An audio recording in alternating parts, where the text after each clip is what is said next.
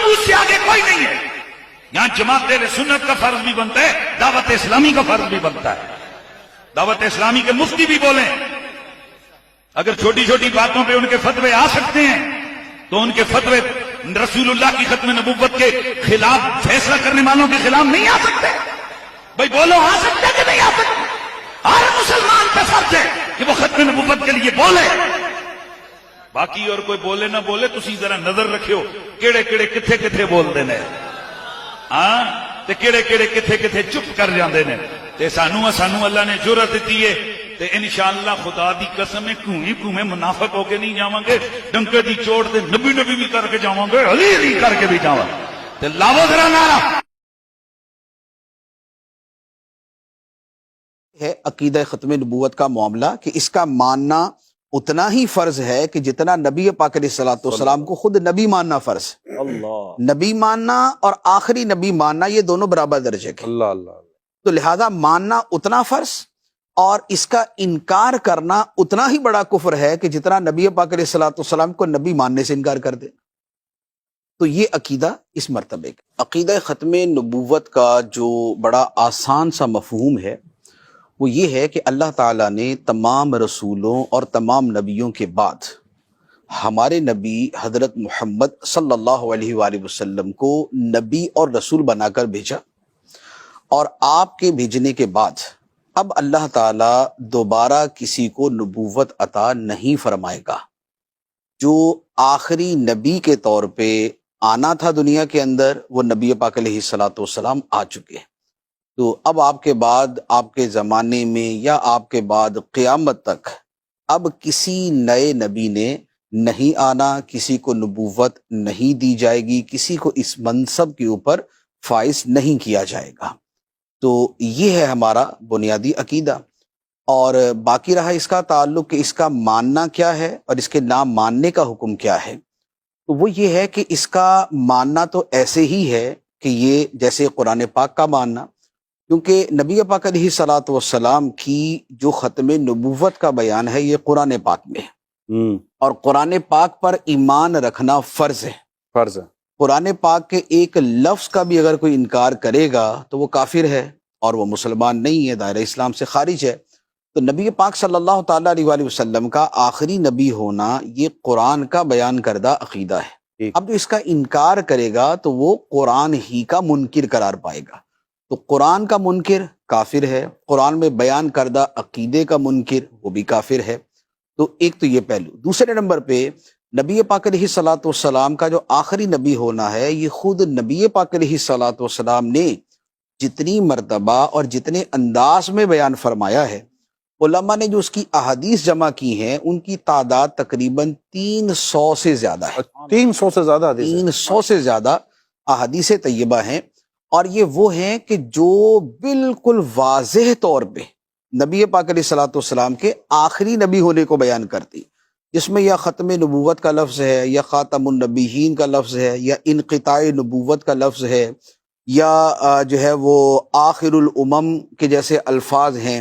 اس طرح کے وہ الفاظ کے جس میں بہت واضح طور پہ عبارت النص کے طور پہ, اشارت النص کے طور پہ یہ موجود ہوگا کہ نبی پاک علیہ السلام آخری نبی.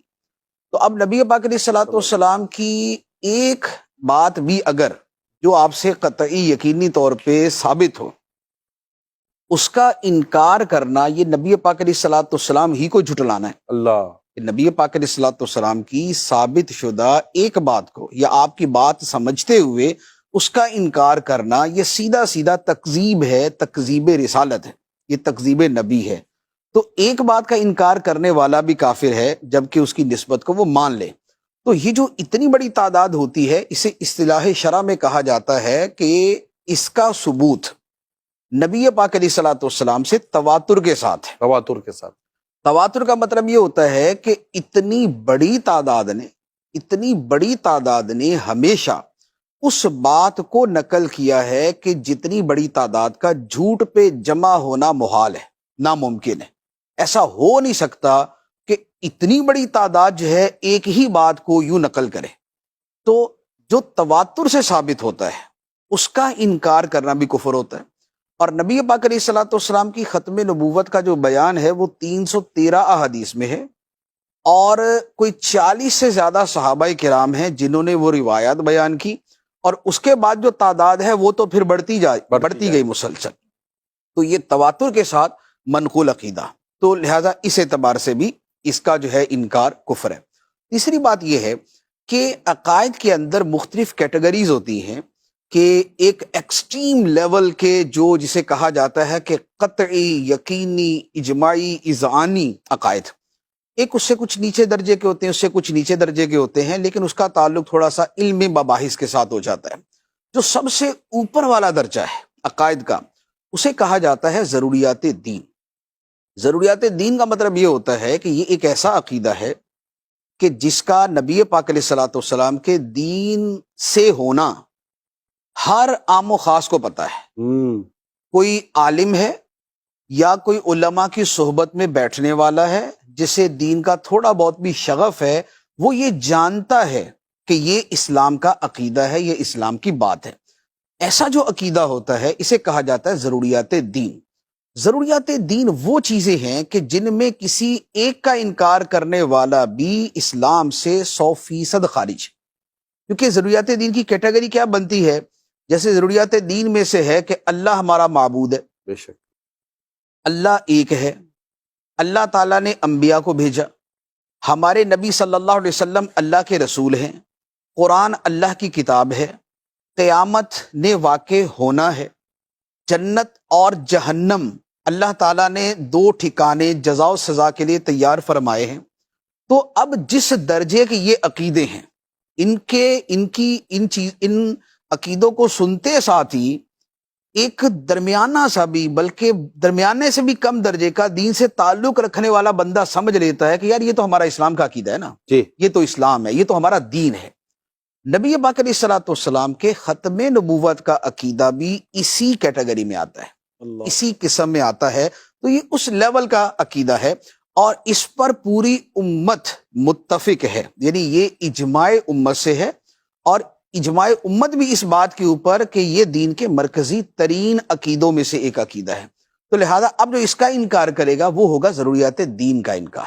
تو ضروریات دین کا ماننا فرض اور کسی ایک دینی ضروری عقیدے کا انکار کرنا جو ہے یہ کفر ہوتا ہے. تو یہ ہے عقیدہ ختم نبوت کا معاملہ، کہ اس کا ماننا اتنا ہی فرض ہے کہ جتنا نبی پاک علیہ الصلوۃ والسلام کو خود نبی ماننا فرض ہے. اللہ نبی ماننا اور آخری نبی ماننا یہ دونوں برابر درجے کے. اللہ اللہ تو لہذا ماننا اتنا فرض اور اس کا انکار کرنا اتنا ہی بڑا کفر ہے کہ جتنا نبی پاک علیہ الصلوۃ والسلام کو نبی ماننے سے انکار کر دے. تو یہ عقیدہ اس مرتبے کا. فتنہ قادیانیت یہ اس کے تعلق سے پھر کچھ فرمائیں. دیکھیے اس میں بہت ساری کہانیاں اس کے اندر موجود ہیں، یعنی جو حقائق ہیں اس میں ایک تو یہ بھی ہے کہ جو مرزا غلام احمد کی جو ہسٹری ہے اس کے اندر پیسے کے پیچھے جانا یہ بڑی کثرت کے ساتھ ہے. یعنی نبوت کا دعویٰ اس نے بعد میں کیا تھا، لیکن اس سے پہلے جو ہے وہ کتابیں بیچنا، ان کے پیسے کمانا، اشتہار چھاپ دینا کہ میں ایک کتاب لکھ رہا ہوں اور وہ ایسی کتاب ہوگی کہ جناب ایسی ویسی تیسی، تو لہذا مجھے پہلے سے اگر پیسے دے دیے جائیں تو یہ بہت اچھی چھپ جائے گی. لوگوں نے پیسے دیے، اس نے کتاب ہی چھاپی. تو ایک تو جو مال کا معاملہ تھا اس کے ساتھ، یہ اس کے یوں کہہ لے کہ حب مال جو ہے اس نے بھی اس کو تباہ کرنے کے اندر کردار ادا کیا. اور اسی وجہ سے جب اس نے یہ دعویٰ کر دیا تو اس کے بعد تو پھر جو اس کے ماننے والے تھے اور انہوں نے اس کو جیسے رکھا وہ آپ سمجھ سکتے ہیں کہ جناب کسی کو نبی مان لیا تو اب اس کے بعد اس کے لیے کیا کیا نہیں کریں گے وہ. تو اب یہ جو اس کا وہ مالی معاملہ تھا وہ بڑا یعنی اس کے اعتبار سے بڑے شاندار طریقے سے حل ہو گیا. ایک تو یہ ہوا. دوسرے نمبر پہ مرزا کے ساتھ لٹرلی مرگی کا پرابلم تھا. اس کو دورے پڑتے تھے اور یہ خود اس کے جو ماننے والے ہیں انہوں نے اس کی حالات زندگی کے اندر یہ بات لکھی ہوئی ہے کہ حضرت جی کو جو ہے وہ دورہ پڑا. اور اب وہ جو دورے پڑتے تھے تو پھر جو اس کے اثرات اور جو چیزیں ہوتی ہیں وہ ساری کی ساری اس پہ واقع ہو گئیں. اچھا تیسرے نمبر پہ یہ ہوا کہ وہ زمانہ یہ زمانہ وہ تھا کہ جس کے اندر جو ہمارے ہندوستان کے قابضین تھے ان کو ضرورت تھی خود مسلمانوں کی طاقت کو منتشر کرنے کی، اور اس سے اچھا مہرا کوئی نہیں. کیونکہ اس نے کیا کیا، اس نے ایک تو حکومت وقت سے وفاداری کے جو ہے وہ کتابیں جاری کی، دوسرے نمبر پہ اس نے کہا کہ ان کے خلاف مقابلے بازی کرنا یہ سب ناجائز ہے، سب حرام ہے، ہم ان کے مطیع و فرما بردار اور ان کے بڑے جو ہے نا وہ وفادار بن کے رہیں گے۔ اب اس سے بڑھ کے اور بندہ کیا چاہیے تھا ان کو؟ تو اب اس کے میسج کو انہوں نے پھیلایا، اس کو عام کیا۔ اب ایک طرف جو اس کے ماننے والے تھے وہ وفادار ہوئے، دوسرے نمبر پہ جو مسلمان ان کے خلاف کچھ کر سکتے تھے اب وہ اس کے پیچھے پڑ گئے، تو اس نے اپنی طرف متوجہ کر لیا، تو وہ آرام سے بیٹھ گئے کہ جو دشمن تھے ان کو آپس میں لڑا دیا، کچھ کو اپنی وفادار بنا لیا، تو نتیجہ یہ ہوا کہ وہ تو مدد سے حکومت کرتے رہے، یہ آپس کے اندر لڑتے رہے۔ تو اس طرح کے اسباب تھے مرزا کے پیچھے۔